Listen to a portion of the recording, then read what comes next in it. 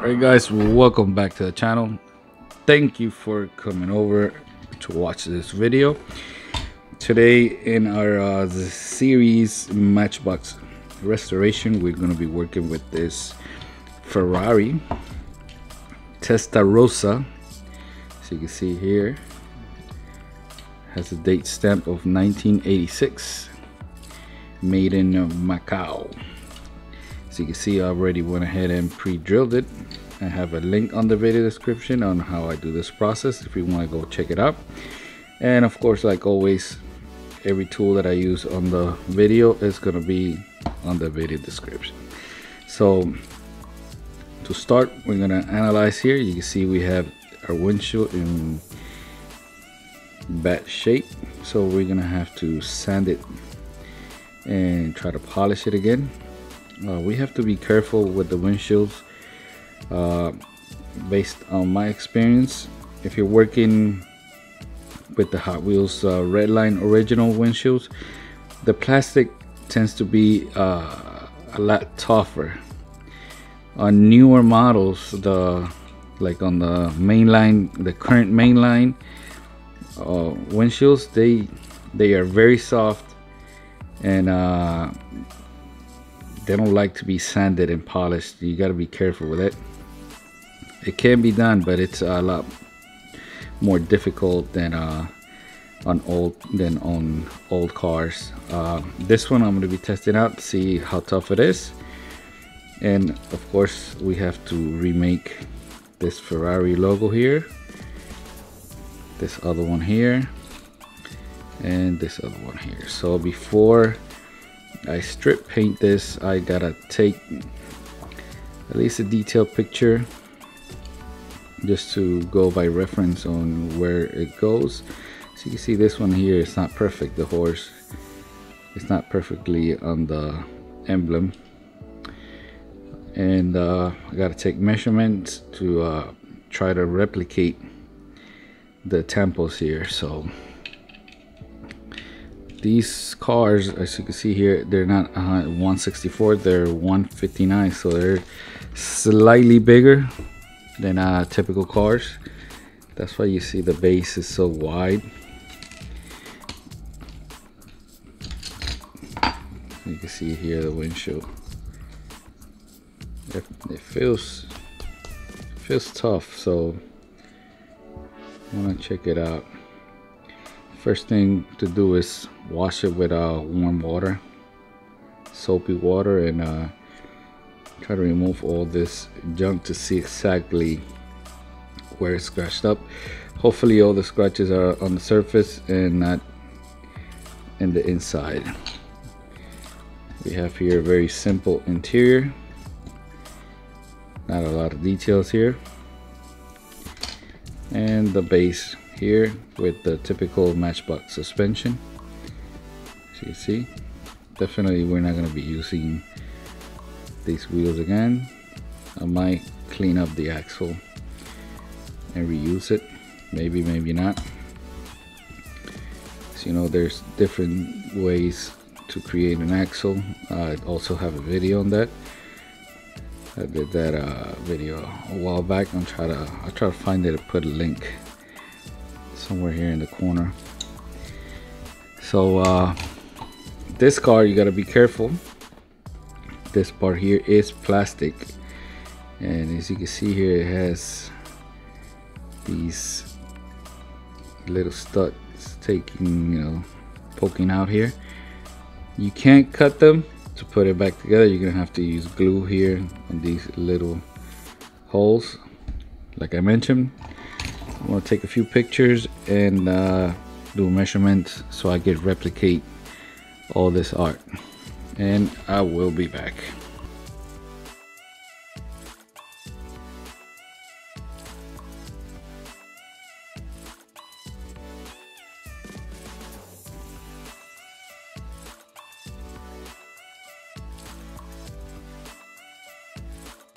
Alright guys, check it out. This is how the Ferrari is looking right now. As you can see, that paint is not completely smooth, and that comes from painting from a rattle can. It's never really smooth. Here is the base, as you can see here.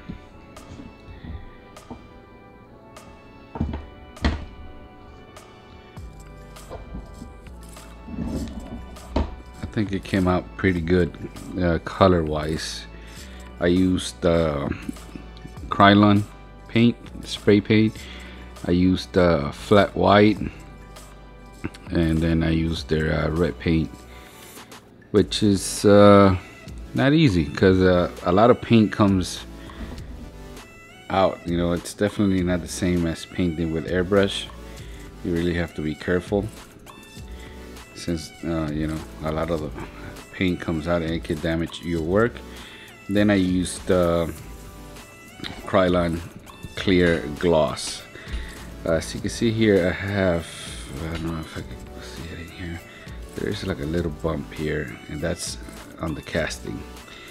I should have sanded that down, but you know, I really didn't want to sand anything down on this car. You know, that's original. You can see it right there. But to smooth down the paint, I'm gonna be polishing, and I already created my tempos. As you can see, I don't own a printer that can print in white. And yes, I could have done this with a white water slide paper.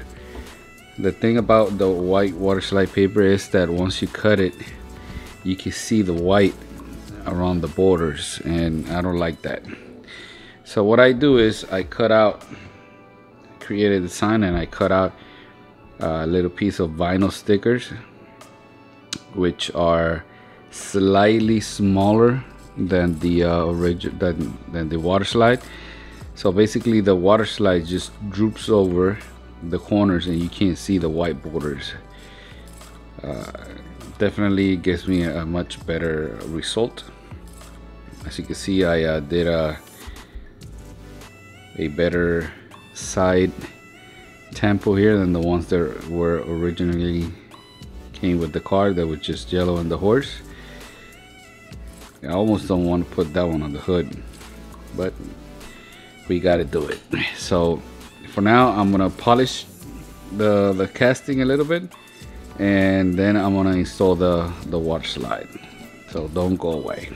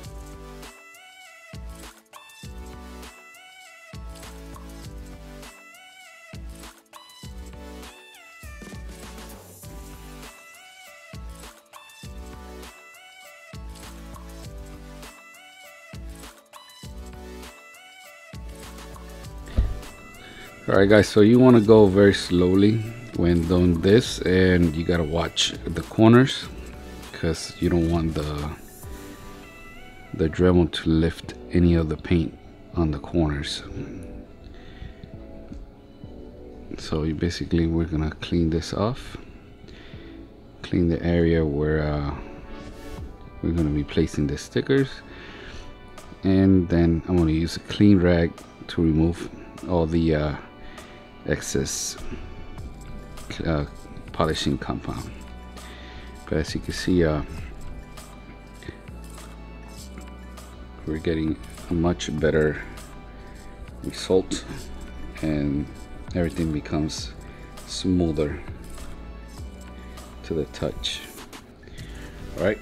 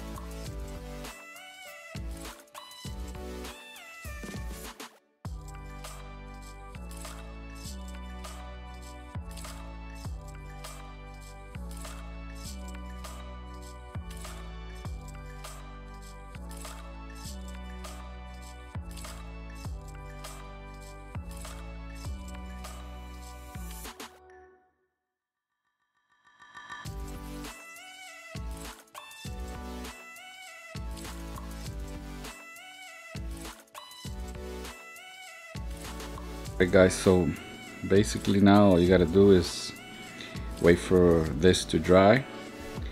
And now I'm gonna be working with the windshield. I put a little bit of dishwashing soap. Make sure you mix in with the water. And I don't know if this helps or not. I like to do it with soap. So let's put the car to the side and start sanding the windshield. Guys,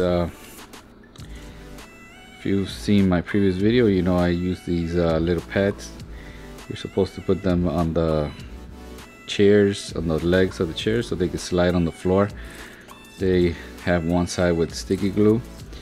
So I just cut a piece of 1000 grit sandpaper, and it works perfect for sanding. And I'm gonna be sanding outside and inside, since I was checking it and a lot of the scratches are on the inside. All right, let's start sanding.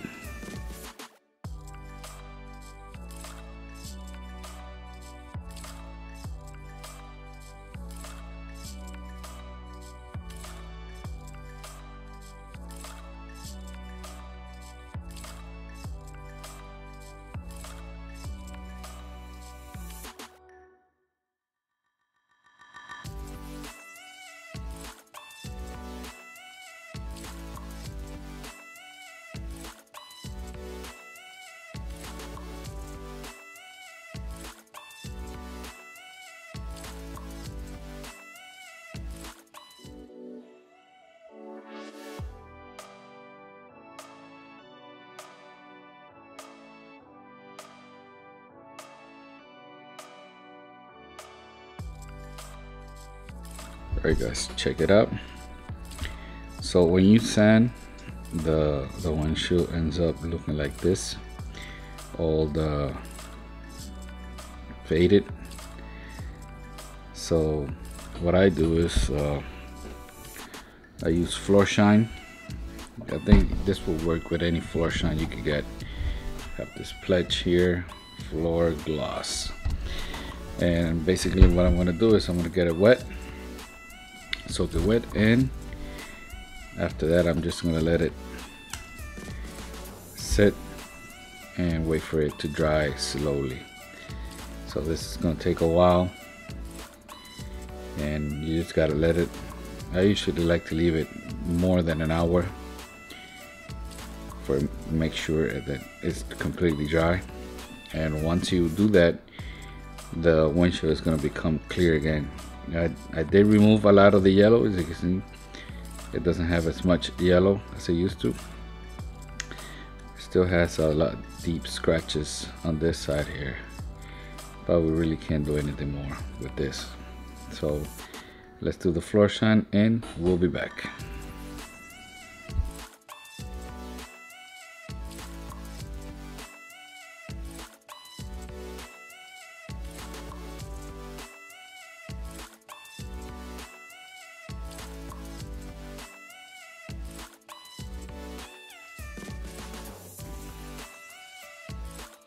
So just as you can see, it became clear again, and this is the benefit of using this product, that it just makes it shiny and it'll go back to being clear. In the past I've used clear coat.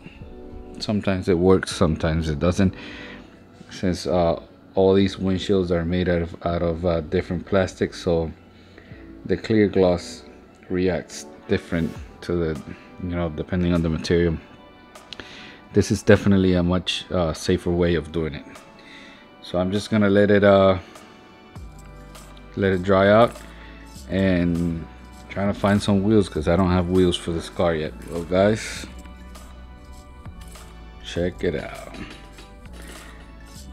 This is how the Ferrari ended up looking. If you saw the original video, I found this in a swap meet and it cost me 50 cents. There you have it, guys.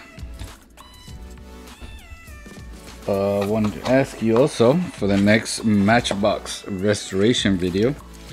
I have here this refrigerator truck. Look at this thing. Might be missing the back door. Guess I'll have to look at pictures. It's a GMC truck or this Rolls Royce. Let me know in the comment, which one would you rather see first, the truck or the Mercedes? And of course, get this to the side here. Let's see if I could give you a better angle here. I think that Ferrari is looking pretty darn good. I don't know. Let me know in the comments what you think. And of course, I'm gonna put the videos here on the right if you want to check it out. And thank you for watching. Peace out.